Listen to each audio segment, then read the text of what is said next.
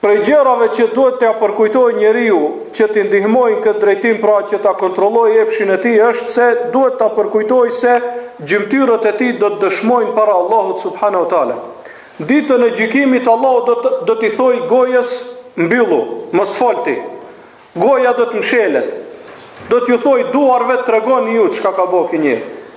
Do t'ju thojë këmbëve tregoni ju o këmbë çka ka bërë ky njeri.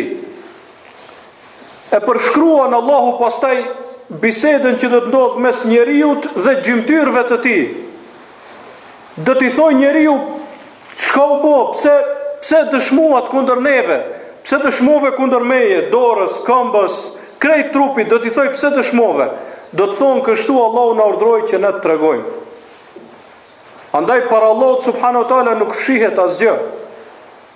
Dhe kjo që njeriu ta ndjejë mbikëqyrjen e Allahut, se Allahu e mbikëqyr në çdo moment, kjo i ndihmon shumë.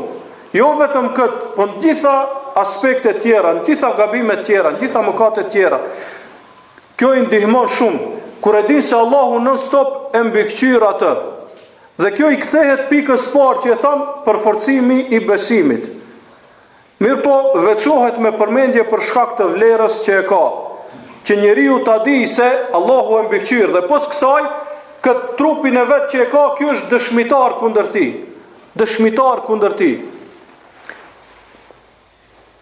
Më herët në kohën e komunizmit, sidomos tek vëllezërit tanë në Shqipëri, ka qenë problem, ka thonë edhe muri, edhe muri ka vesh. Edhe sa kanë qenë të kujdesshëm njerëzit. Pse mos shpionoj, o frigu që edhe shoku më i afërt mos shpionoj. Tek Allahu subhanahu wa taala jo shoqëria, po edhe vet kur jetë trupi jot do të dëshmoj. Do të dëshmoj. Andaj besimtari non stop duhet ta ketë para syve të vet mbikëqyrjen e Allahut subhanahu wa taala. E përshkruan Allahu subhanahu wa taala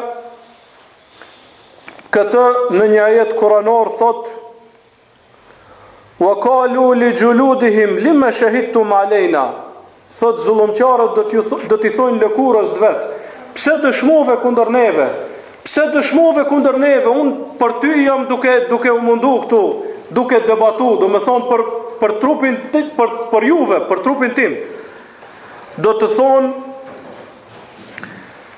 "Qalu antakana Allahu na urdhroi që të flasim, alladhi antaka kull shay", i cili çdo gjë e bën që të flas kur dëshiron ai. Nëse dëshiron Allahu dhe murit i thot fol dhe do të fol.